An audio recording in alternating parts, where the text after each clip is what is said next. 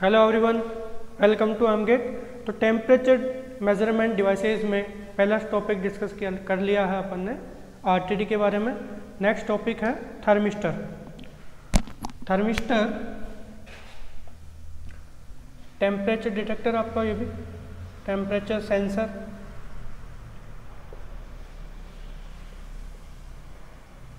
Thermistor is a temperature sensor. तो जैसे RTD का यूज़ करते थे अपन, उसकी temperature range relationship, temperature relationship same वही इसके लिए भी डिस्कस करने वाले हैं। थर्मिस्टर के लिए इसकी रेंज क्या है, मटेरियल्स कौन कौन से यूज़ में होते हैं, टेम्परेचर रिलेशनशिप क्या है, एप्लीकेशन पार्ट क्या है इसका, तो ये सब कुछ डिस्कस करने वाले हैं थर्मिस्टर के लिए। तो पहला पॉइंट है आपका features of thermistor.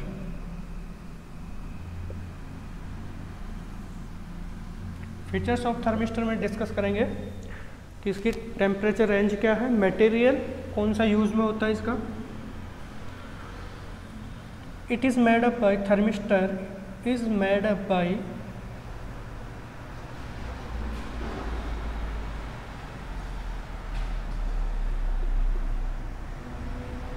semiconductor with metal oxides।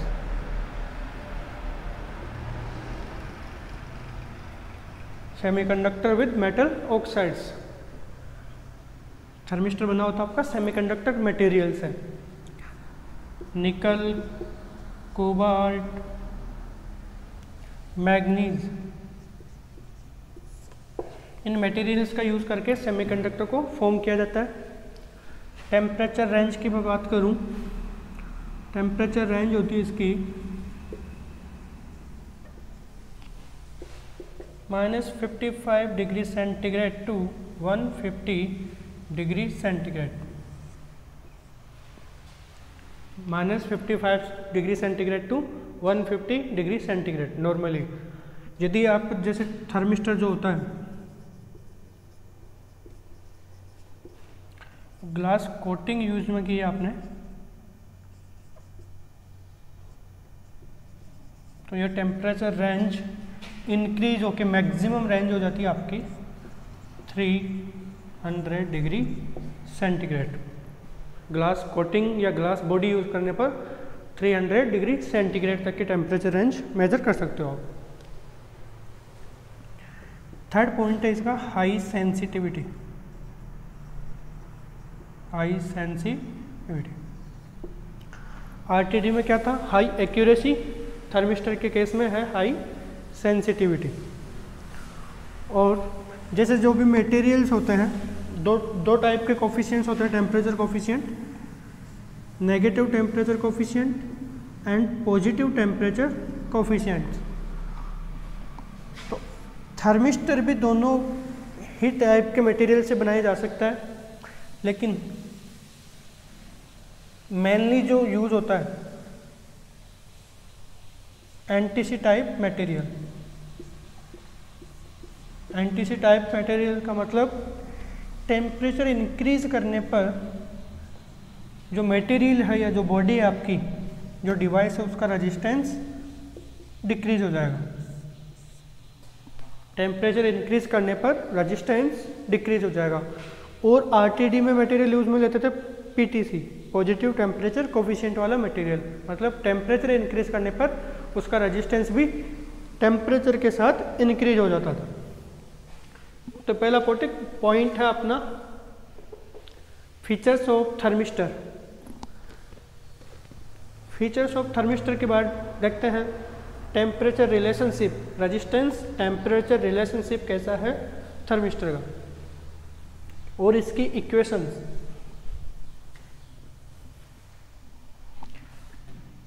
Next है आपका रेजिस्टेंस टेम्परेचर रिलेशनशिप।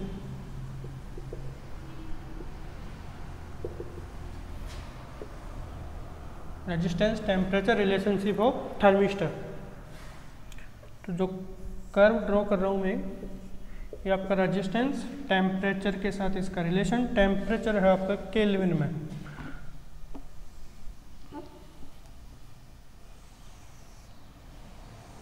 ऐसे डिकेइंग टाइप का पैराबोला आपका रिलेशनशिप है ऐसा कुछ। ये आपकी शो कर रहा है हाई सेंसिटिविटी। हाई सेंसिटिव कैसे कि minimum change of temperature we can get large change in resistance, high sensitivity. ठीक है रिलेशनशिप। अब बात करते हैं इसके एक्सप्रेशन पे। तो आर टी जो टेम्परेचर डिपेंडेंट जो रेजिस्टेंस होगा, आर टी होता है आपका आर नोट ई की power beta 1/t minus 1/t not, 1/t minus 1/t not, जहाँ t क्या है, t नोट है आपका टेम्परेचर केल्विन में, T और T नोट जो टेम्परेचर से बहुत आर इन केल्विन स्केल। जबकि प्लेटिनम में प्लेटिनम आरटीडी या फिर आरटीडी के केस में होते थे आपका सेंटीग्रेड स्केल, थर्मिस्टर के केस में यूज करेंगे केल्विन स्केल। आरटी है resistance of thermistor, resistance of thermistor at temperature T Kelvin, and R naught resistance at T naught temperature, both are in Kelvin। Beta है आपका material constant। what is the beta? Beta is material constant, material constant। Beta की values की range होती है 3000 to 5000।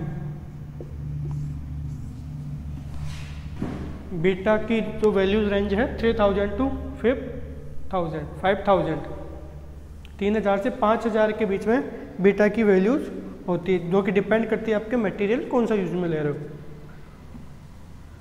अब देखते हैं कि जैसे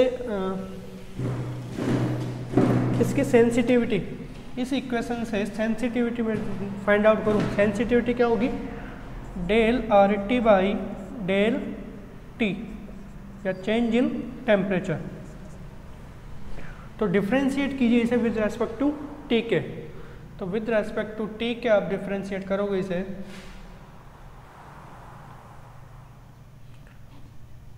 then you will get minus of R T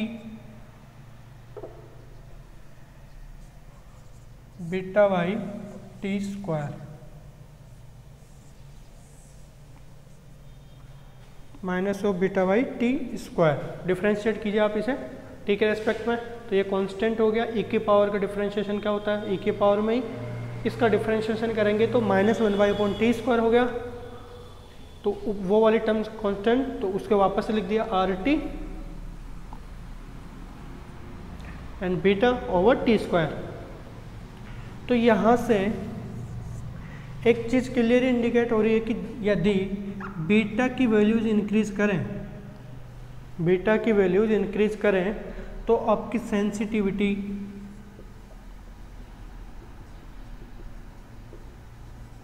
will increases. Beta की वैल्यूज इंक्रीज करने पर सेंसिटिविटी आपकी इंक्रीज हो रही है। मतलब आपको बीटा की value should be higher and higher, आपको बीटा की वैल्यू ज़्यादा से ज़्यादा चाहिए।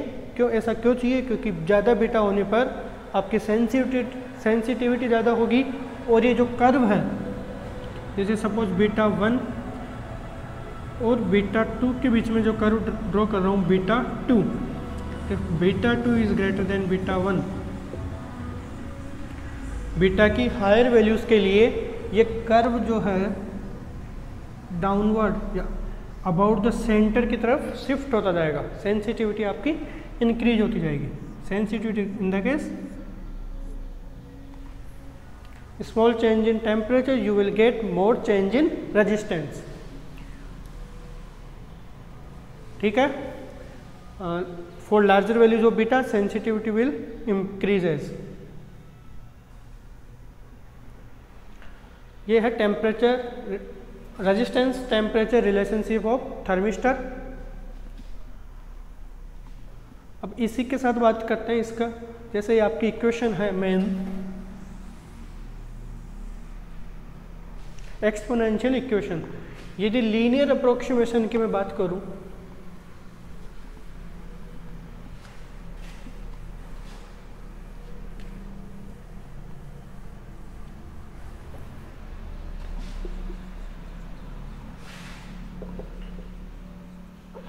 लीनियर अप्रोक्सीमेशन या फिर linear approximated equation of thermistor,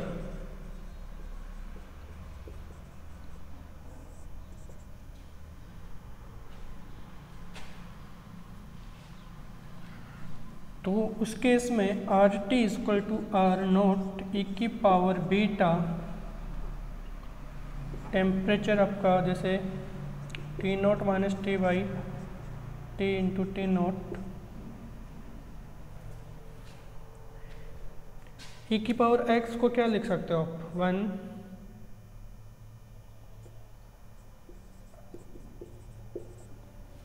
इस प्रकार से कुछ। तो सेम वैल्यूज यहाँ पुट करेंगे R T equal to R nought 1। अब लेकिन टी की वैल्यू ज़्यादा होने वाली है टी से, टी की वैल्यू ज़्यादा होने वाली है टी नोट से, तो यहाँ कोफिशिएंट आ जाएगा माइनस, और ये बीटा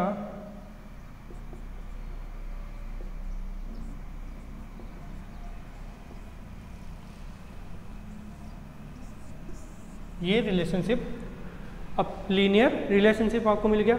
इसे और अप्रोक्सीमेट करें या फिर जनरलाइज करें तो R T equal to R nought 1 minus beta की जगह यूज किया अल्फा डेल्टा टी, बीटा की जगह यूज किया अल्फा, तो 1 minus alpha delta T. R T D के केस में क्या होता था, R T equal to R nought 1 plus alpha delta T, क्योंकि यहाँ पॉजिटिव टेम्परेचर कोफिशिएंट यूज में लिया है, यहाँ नेगेटिव टेम्परेचर कोफिशिएंट यूज में लिया है, तो वैसे भी देख सकते हो माइनस इस वजह से आ रहा है, और यहाँ से भी देख सकते हो minus T should greater than T note, तो यहाँ पे लगा दिया माइनस, या फिर माइनस आपका मैथमेटिक्स बता रही है कि यहाँ माइनस आएगा। तो आर टी की वैल्यू आएगी R nought 1 minus alpha delta T, linear approximated equation of thermistor. यदि इक्वेशन में लीनियर अप्रोक्सीमेशन की बात करें तो ये वाली इक्वेशन यूज करना है, और यदि कुछ न कहे तो जनरल इक्वेशन। अब यहाँ तक डिस्कस किया जैसे temperature relationship, features of R thermistor. अब बात करते हैं मैन्युफैक्चरिंग प्रोसेस ऑफ थर्मिस्टर, कि मैन्युफैक्चर कैसे किया जाता है इंडस्ट्री में थर्मिस्टर को।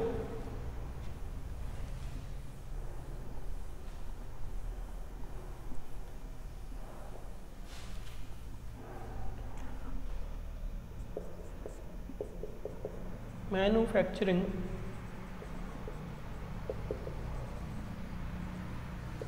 प्रोसेस,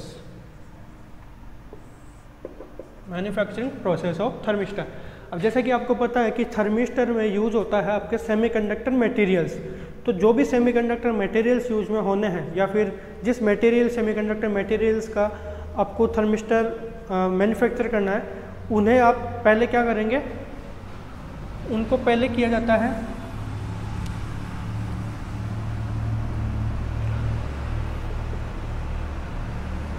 पहले उन्हें पाउडर फॉर्म में कन्वर्ट करते हैं। पाउडर फॉर्म में कन्वर्ट करने के बाद इसका बनाते हैं स्लरी या फिर पेस्ट टाइप का बना दिया। उसके बाद में जैसे आपने एक लीड वायर ली, यह है आपकी लीड वायर, आपने लीड वायर ली और इस वायर पर आपको इससे बनाना है थर्मिस्टर। तो थर्मिस्टर फॉर्म करने के लिए ये जो स्लरीज हैं इन्हें ड्रॉप की फॉर्म में इस लीड वायर के ऊपर ड्रॉप डालते हैं लीड वायर के टॉप पर, ठीक। फिर फर्नेस प्रोसेस, मतलब कि फर्नेस से पास आउट करते हैं यहाँ, क्यों? ड्राइंग प्रोसेस होती है, ड्राइंग प्रोसेस हो गई। आपका सेमीकंडक्टर मटेरियल था, फर्नेस से पास कर दिया, ड्राइंग प्रोसेस, फिर आपको यहाँ मिल गया थर्मिस्टर।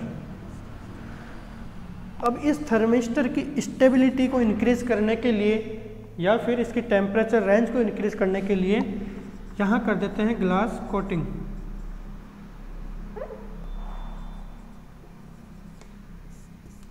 ग्लास कोटिंग, यह है आपकी manufacturing process of thermistor.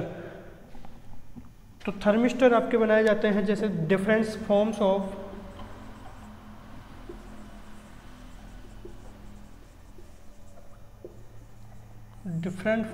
Thermistor में देखिए,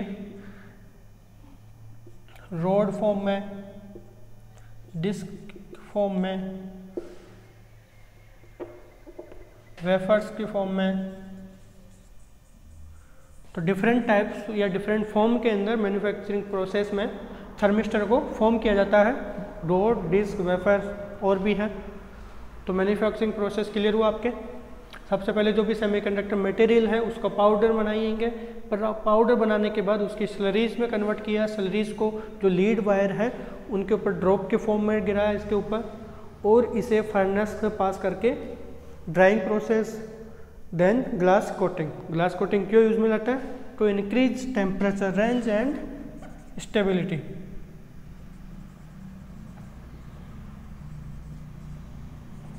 प्रोटेक्टिंग के लिए, stability increase,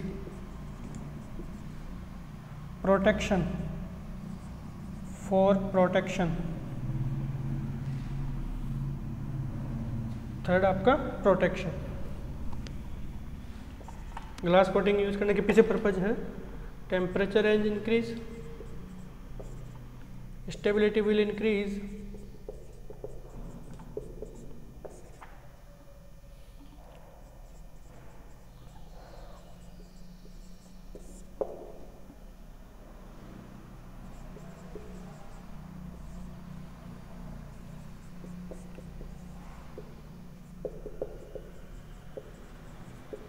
protection from external environment, dust, water वगैरह जो भी है। तो मैन्युफैक्चरिंग प्रोसेस क्लियर हुआ। अब देखते हैं इसकी साइज, थर्मिस्टर की साइज क्या होती है। थर्मिस्टर एक स्मॉल साइज का डिवाइस है, टेम्परेचर मेजरमेंट के लिए यूज किया जाता है, स्मॉल साइज के लिए।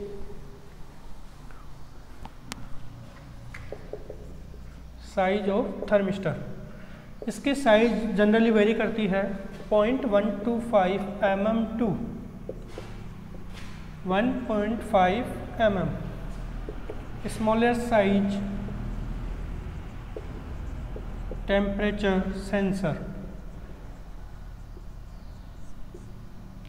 Smaller size temperature sensor. Size इसकी बहुत छोटी होती है, बहुत स्मॉल साइज का होता है। इसके पीछे स्मॉल साइज होने के कुछ एडवांटेज हैं। पहला एडवांटेज कि इसका टाइम कांस्टेंट जो होगा वो रिड्यूस हो जाएगा, टाइम कांस्टेंट रिड्यूस हो जाएगा। सेकंड है कि जैसे आपको टेम्परेचर मेजरमेंट करना है किसी नैरो स्पेस में, या फिर आपका वहाँ स्पेस बहुत कम है, किसी नैरो जगह आपको टेम्परेचर मेजरमेंट करना है, तो उस केस में थर्मिस्टर को आप यूज़ कर सकते हो। तो एडवांटेज क्या है?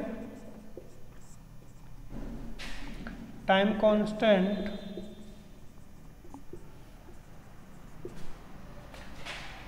will reduce, and second can be used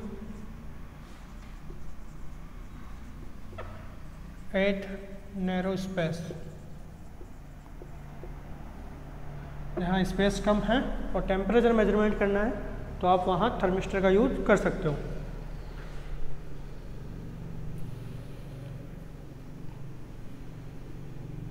clear है यहाँ तक? अब बात करते हैं इसका नोटेशंस की, कि जैसे सर्किट में आपने थर्मिस्टर को यूज़ किया तो उसका नोटेशन क्या है, किस प्रकार से नोटिफाई करवाओगे कि ये आपका थर्मिस्टर यूज किया है। तो जैसे रजिस्टर होता है, रजिस्टर के ऊपर एक स्मॉल डॉट, अपर साइड एक स्मॉल डॉट बना देते हैं, तो ये रिप्रेजेंट करता है आपके थर्मिस्टर को, represents thermistor.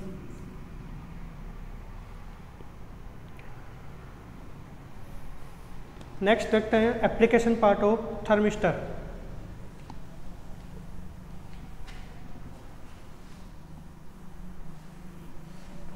Application part of thermistor.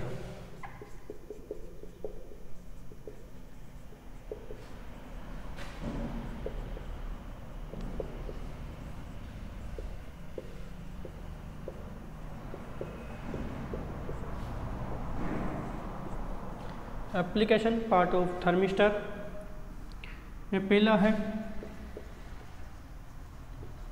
Power supply circuit. In power supply circuit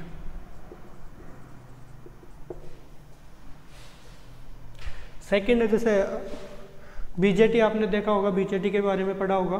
तो बीजेटी में जो क्यू पॉइंट स्टेबिलिटी है, ICQ और VCQ, मतलब कि स्टेबिलिटी, क्यू पॉइंट स्टेबिलिटी जो होती है बीजेटी में, तो उसे स्टेबल करने के लिए भी यूज करते हैं थर्मिस्टर का। For stabilising Q point of BJT. BJT में क्यू पॉइंट को स्टेबल करने के लिए, स्टेबल पॉइंट को अचीव करने के लिए थर्मिस्टर का यूज करते हैं। थर्ड है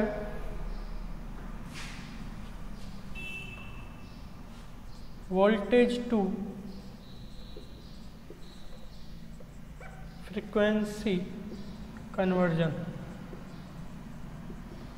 voltage to frequency conversion and then in potentiometer circuit।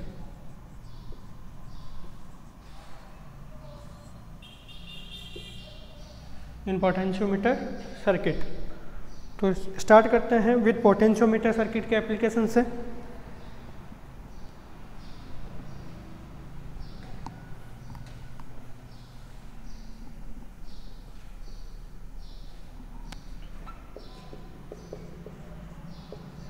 In potentiometer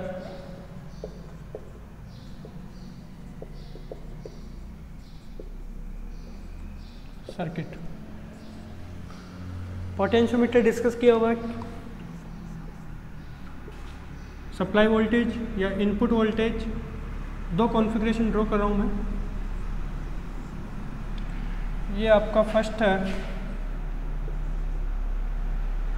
R1 and RT। R1 and RT output किसके अक्रॉस ले रहे हो, R1 के अक्रॉस आउटपुट मेजर कर रहे हो। सेकंड कॉन्फ़िगरेशन ड्रॉ कर रहा हूँ, इनपुट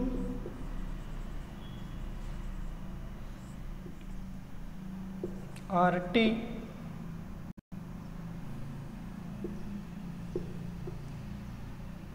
एंड R1 आउटपुट आप मेजर कर रहे हो थर्मिस्टर के अक्रॉस। तो थोड़ा देखिए कि कौन सा सर्किटरी सूटेबल है, मतलब कि कौन सी सर्किटरी प्रेफर करनी चाहिए या यूज करनी चाहिए, कौन सी यूज करनी चाहिए, दिस वन और दिस वन। देखिए दोनों के केस में बताता हूँ कि जैसे फर्स्ट सर्किटरी की मैं बात करूँ, आउटपुट आप मेजर कर रहे हो R1 के अक्रॉस, ठीक है। इनिशियली जैसे टेम्परेचर T पर मैं बात करूं तो RT की कुछ वैल्यू है R0। टेम्परेचर इंक्रीज होने के कारण RT की वैल्यू डिक्रीज हो जाएगी। As temperature increases RT will decreases. RT की वैल्यू डिक्रीज हो गई और आपको चाहिए आउटपुट ज़्यादा से ज़्यादा, मतलब ज़्यादा से ज़्यादा क्यों, सेंसिटिविटी आपको ज़्यादा रखनी है, या फिर सेंसिटिविटी को जैसे इसको वोल्टमीटर के थ्रू मेजर करोगे तो आपको वोल्टेज की जो वैल्यू मिलेगी यहाँ से वो ज़्यादा से ज़्यादा मिलनी चाहिए। V2I कन्वर्टर को रन करवाने के लिए या फिर सेंसिटिविटी इम्प्रूव करने के लिए। तो RT की वैल्यू जैसे ही कम होगी सर्किट में करंट की वैल्यू ज़्यादा हो जाएगी और वोल्टेज ड्रॉप मतलब कि R1 is greater than RT हो जाएगा उस केस में, तो E0 की जो वैल्यू है ज़्यादा मिलेगी E01 के केस में या फिर E0T के केस में। यहाँ से आपको E0 की वैल्यू ज़्यादा मिलने वाली है क्योंकि R1 पे डिपेंड नहीं कर रहा, टेम्परेचर डिपेंडेंट है लेकिन वेरिएशन RT के अकॉर्डिंग नहीं है। बात करते हैं सेकंड सर्किट में। इस बार क्या कर रहे हैं, आउटपुट आप मेजर कर रहे हो RT के अक्रॉस, थर्मिस्टर जो आपने लगाया है सीरीज में R1 के सीरीज में, उसके अक्रॉस आप आउटपुट मेजर कर रहे हो। तो R1 तो फिक्स है एंड RT इनिशियली RT है, टेम्परेचर इंक्रीज करने के कारण RT की वैल्यू हो जाएगी डिक्रीज। तो RT की वैल्यू डिक्रीज हो गई तो आपको मिलेगा E0 भी कम, E0 की वैल्यू भी कम मिलने वाली है। E0 की वैल्यू कम मिलने के साथ एक चीज़ और होता है कि जैसे आपने आउटपुट आप मेजर कर रहे हो, वोल्टमीटर के थ्रू मेजर करोगे या फिर किसी भी वोल्टेज डिटेक्टर के थ्रू मेजर करोगे इसे सर्किटरी के थ्रू, तो RT की वैल्यू कम होने के कारण लोडिंग इफेक्ट में अकर, लोडिंग इफेक्ट होने का पॉसिबिलिटी रहती है, यहाँ लोडिंग इफेक्ट होने की पॉसिबिलिटी रहती है। तो अब देखिए कि इस वाले केस में और इस वाले केस में कौन सा सर्किट बेस्ट है। यदि आप यहाँ आउटपुट E0 के अक्रॉस मेजर करोगे तो एक तो आपको आउटपुट वोल्टेज कम मिलेगा, सेकंड है इसकी लोडिंग इफेक्ट होने की वजह से, लोडिंग इफेक्ट क्योंकि लोडिंग इफेक्ट होने का चांसेस ज़्यादा है उस केस में। तो सर्किटरी कौन सा प्रेफर किया जाएगा, फर्स्ट वाला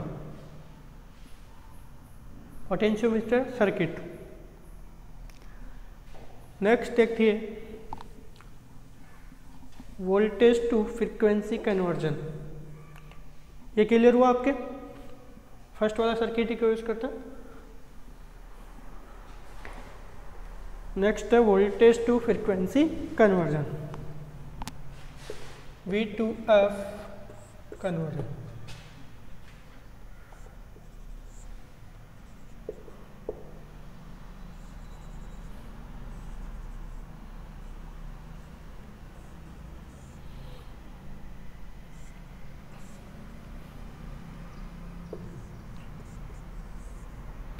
ये सर्किट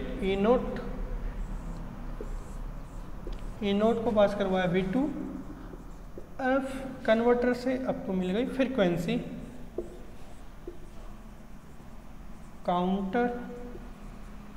काउंटर में पास करवाया, मिल गई फ्रीक्वेंसी। तो मतलब इनडायरेक्टली आप क्या कर रहे हो,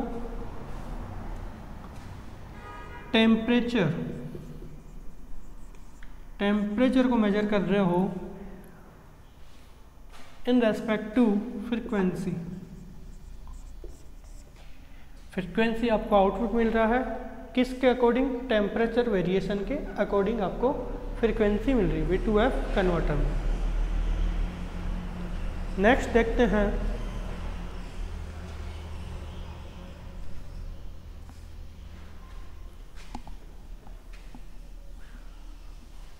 जैसे टेम्परेचर रिलेशनशिप आपने देखा कि नॉन लीनियर रिलेशनशिप है, कुछ सेंसिटिविटी हाई है, एब्सोल्युटली सेंसिटिविटी हाई है इसकी, लेकिन रिलेशनशिप की मैं बात करूं तो जो रिलेशनशिप आपका था ऐसा कुछ, तो इसे लीनियराइज करने के लिए या फिर आप इसे देखें कि स्मॉल पोर्शन या फिर स्मॉल टेम्परेचर रेंज के लिए ये जो रिलेशनशिप आपका लीनियर की तरह बिहेव करता है, स्मॉल टेम्परेचर रेंज में लीनियर की तरह बिहेव करता है। ठीक है, तो अब जनरली यदि थर्मिस्टर यूज़ करें तो लीनियरिटी को कैसे इम्प्रूव किया जा सकता है। तो तो नेक्स्ट है आपका linearity improvement. Linearity improvement for small range, for small range of temperature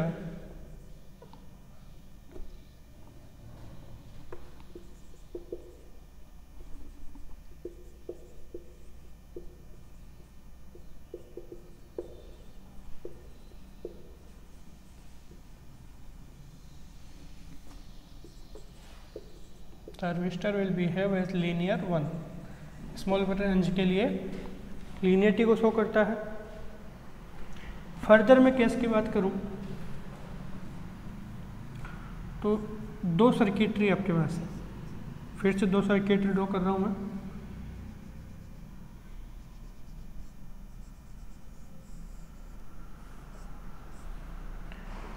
RT, R1, R2 output major कर रहे हो।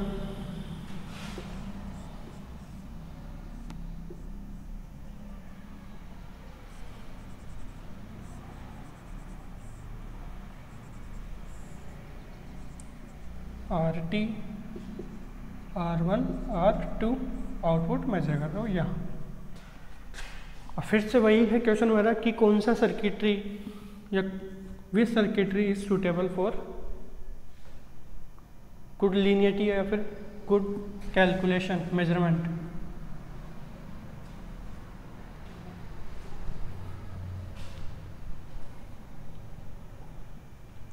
देख लिया, आपने सोचा होगा कौन सा सर्किटरी आपने यूज किया है, वेरीफाई करते हैं इसका।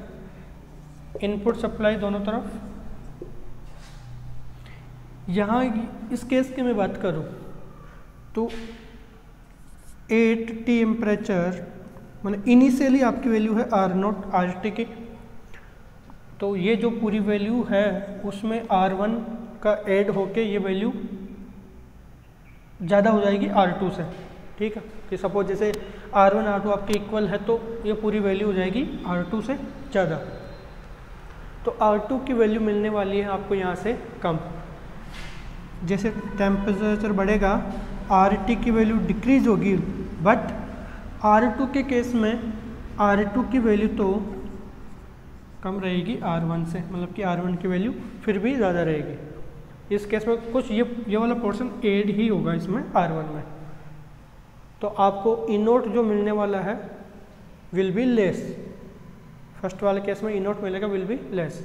यहाँ बात करें तो सीरीज कनेक्शन में, ये कौन सा कनेक्शन है? Series connected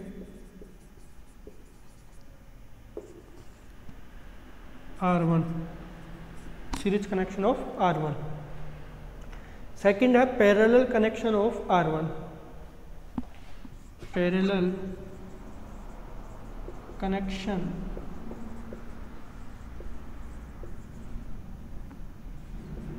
of R1। R1 का है पैरेलल कनेक्शन। पैरेलल कनेक्शन है,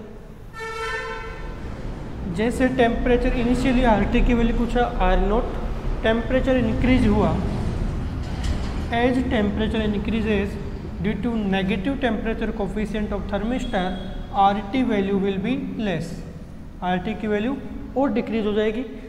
RT की वैल्यू डिक्रीज होने पर ये जो पैरेलल में लगे हैं, पैरेलल कनेक्शन होने के कारण इस पूरे का रेजिस्टेंस डिक्रीज हो जाएगा और equivalent resistance of parallel will be decrease. How much decrease? RT से भी कम हो जाएगा आपका इक्विवेलेंट रेजिस्टेंस। तो उस केस में यदि आप वोल्टेज मेजर कर रहे हो तो ई नोट आपको, क्योंकि रेजिस्टेंस कम हो गया, करंट की वैल्यू ज़्यादा हो जाएगी। करंट की वैल्यू ज़्यादा होने पर E2 के अक्रॉस ड्रॉप वोल्टेज ड्रॉप ज़्यादा हो जाएगा और E2 की वैल्यू आपको ज़्यादा मिलेगी।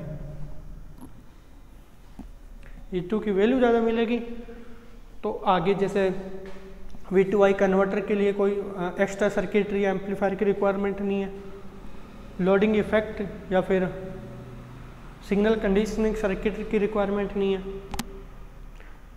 तो लीनियरिटी इम्प्रूव करने के लिए पैरेलल कनेक्शन ऑफ R1, मतलब कि RTH के पैरेलल में एक शंट रजिस्टर या फिर RTH का यूज़ करते, RTH के पैरेलल में RTH के साथ शंट रजिस्टर एक लगा दिया जाता है R1 उसके पैरेलल में। तो क्वेश्चन है आपके पास लीनियरिटी इम्प्रूव करने के लिए क्या करते हैं, शंट रेजिस्टेंस का यूज़ करते हैं। क्लियर है यहाँ तक। नेक्स्ट देखते हैं लीड वायर का इफेक्ट। जैसे आरटीडी के केस में बात किया था कि लीड वायर के कारण एरर जनरेट हो रही थी।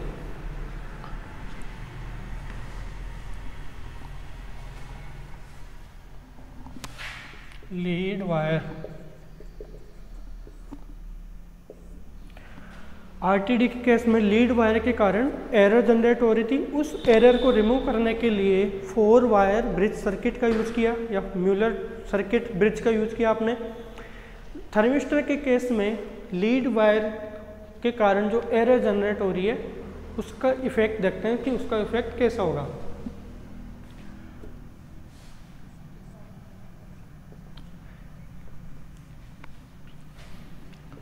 For small measurement, for small temperature measurement,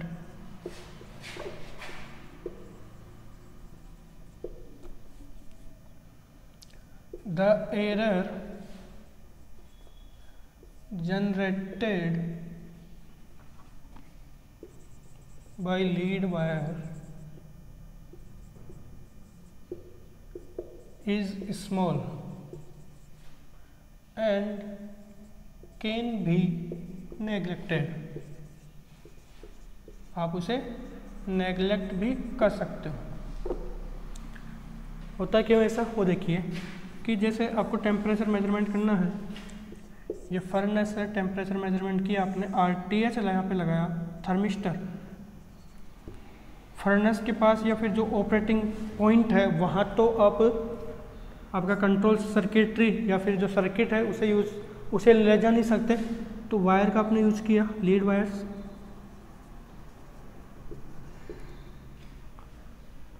और टेम्परेचर मेजर कर लिया सर्किटरी के थ्रू। अब आरटी थर्मिस्टर, आरटी के केस में, थर्मिस्टर के केस में जो आरटी है थर्मिस्टर का रेजिस्टेंस वो मच हायर देन आरएल। जो लीड वायर का रेजिस्टेंस है ना उससे भी मच हायर देन होता है आरटी, मतलब कि थर्मिस्टर का रेजिस्टेंस। रेशियो की मैं बात करूं, रेशियो होता है आरटी बाई आरएल का अप्रोक्सीमेटेड रेशियो होता है 1000। यहाँ से देख सकते हो कि आरटी की वैल्यू कितनी ज़्यादा होती है आरएल से। तो इसी वजह से आरएल की स्मॉल वैल्यू होने की वजह से जो एरर जनरेट जो होती है आरटीडी के केस में वो यहाँ जनरेट ही नहीं होगी क्योंकि उसका रेजिस्टेंस ही बहुत कम है। ठीक है, ये वाला पॉइंट ध्यान रखना।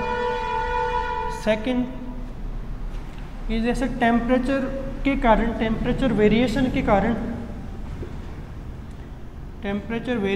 कारण आरटी में जो चेंज होगा, आरटी में टेम्परेचर वेरिएशन के कारण जो चेंज होगा will be much higher than temperature variation के कारण आरएल में change.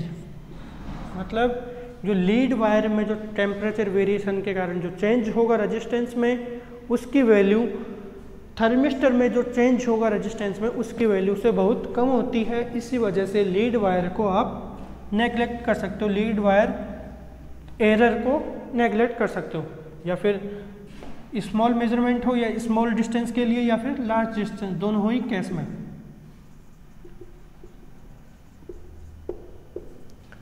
Large lead wire, small lead wire, दोनों ही केस में आप जो लीड वायर के कारण एरर जनरेट हो रही थी उसे आप नेगलेक्ट कर सकते हो। ओके, तो लास्ट में देखते हैं पावर सप्लाई सर्किट में थर्मिस्टर का यूज। फर्स्ट एप्लीकेशन था आपका इन पावर सप्लाई सर्किट। तो पावर सप्लाई सर्किट में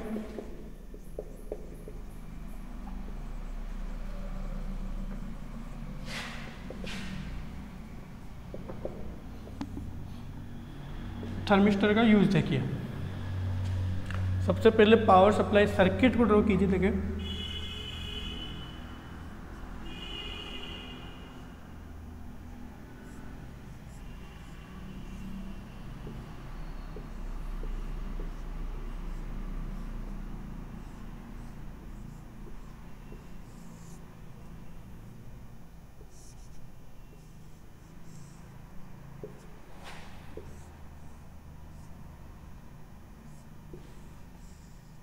power supply circuit, capacitor C होता है आपका, ये करंट आई। सेमीकंडक्टर डिवाइसेस में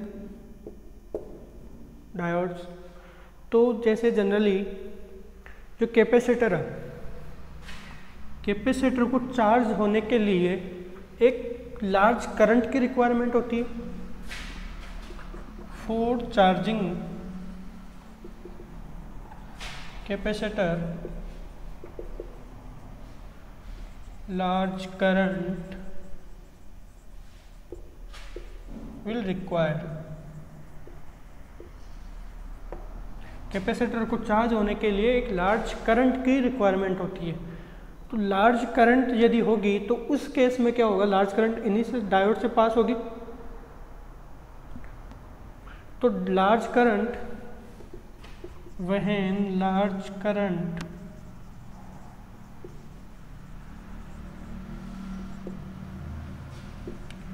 will pass through, when large current pass through diodes, यदि लार्ज करंट डायोड से यदि आपके पास हो रही है तो उस केस में एक पॉसिबिलिटी होती है कि आपके डायोड जो है बर्न आउट हो जाए। So when large current pass through diodes, there is a possibility of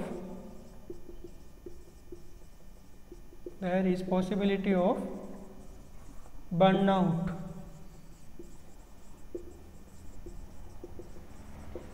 of diode के बर्न होने की पॉसिबिलिटी होती है। तो अब क्या किया जाए, अब इसमें क्या कर सकते हैं कि ये डायोड्स जो आपके सेफ रहें या इनको प्रोटेक्टिव कर सकें आप। उसके लिए क्या करते हैं कि जो आपका कैपेसिटर है इसके सीरीज में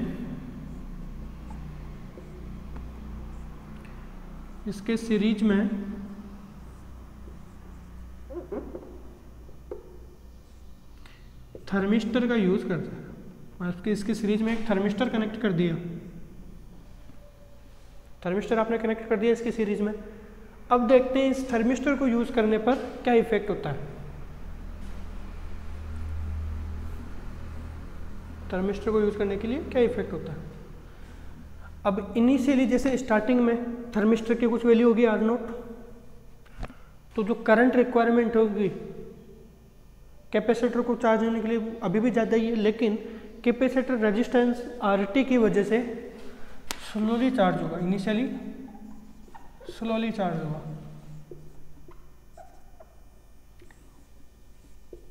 कैपेसिटर रेजिस्टेंस RT की वजह से इनिशियली स्लोली धीरे धीरे आपका चार्ज होगा। As the moment, as temperature T increases, जैसे जैसे करंट फ्लो होगी हीटिंग बढ़ेगी। इसमें हीटिंग होती है ना RTD में, heating self heating error discuss किया था, तो वही सेम केस इसमें होगा। सेल्फ हीटिंग की वजह से टेम्परेचर बढ़ेगा इसका RT का। टेम्परेचर बढ़ने के साथ ही RT की वैल्यू डिक्रीज होना स्टार्ट हो जाएगी। RT की वैल्यू जैसे डिक्रीज हुई तो ये जो करंट है वो इंक्रीज हो जाएगी और कैपेसिटर चार्ज हो जाएगा। Capacitor will charge.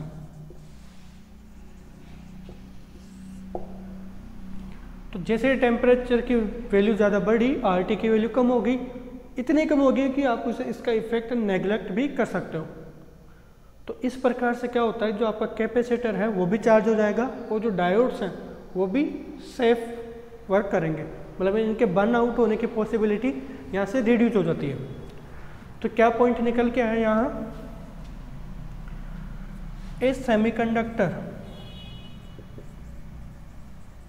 semiconductor is used to protect a semiconductor device कहें तो ज़्यादा बेटर रहेगा। A semiconductor device, a semiconductor device is used to protect another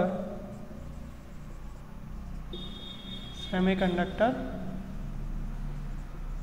device, another semiconductor device। देख भी रहे हो कि आरटी आपका क्या है, सेमीकंडक्टर डिवाइस है, डायोड सेमीकंडक्टर डिवाइस है, तो सेमीकंडक्टर डिवाइस का यूज़ कर रहे हैं दूसरे सेमीकंडक्टर डिवाइस को प्रोटेक्ट करने के लिए। तो ये था आपका इन पावर सर्किट में थर्मिस्टर का use.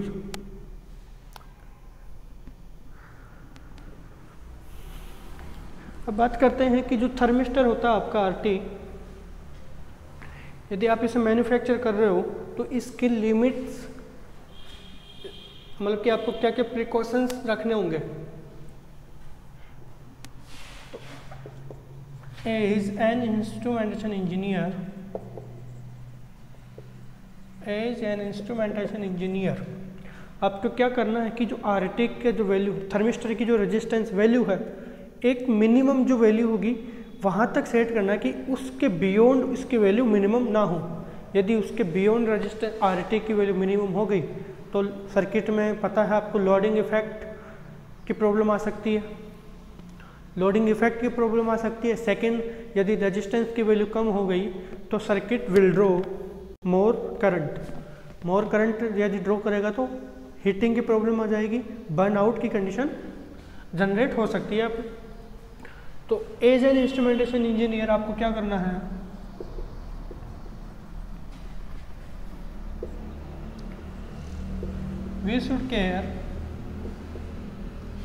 We should care about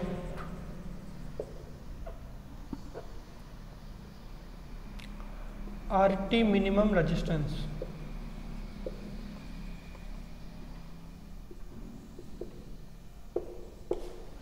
minimum resistance की क्यों? क्योंकि यदि RT की वैल्यू बियॉन्ड द लिमिट कम हो जाती है, एक लिमिट से भी यदि आपने इसके RT की वैल्यू कम हो गई तो रेजिस्टेंस की वैल्यू कम होने के कारण circuit will draw more current, and second, loading effect may occur।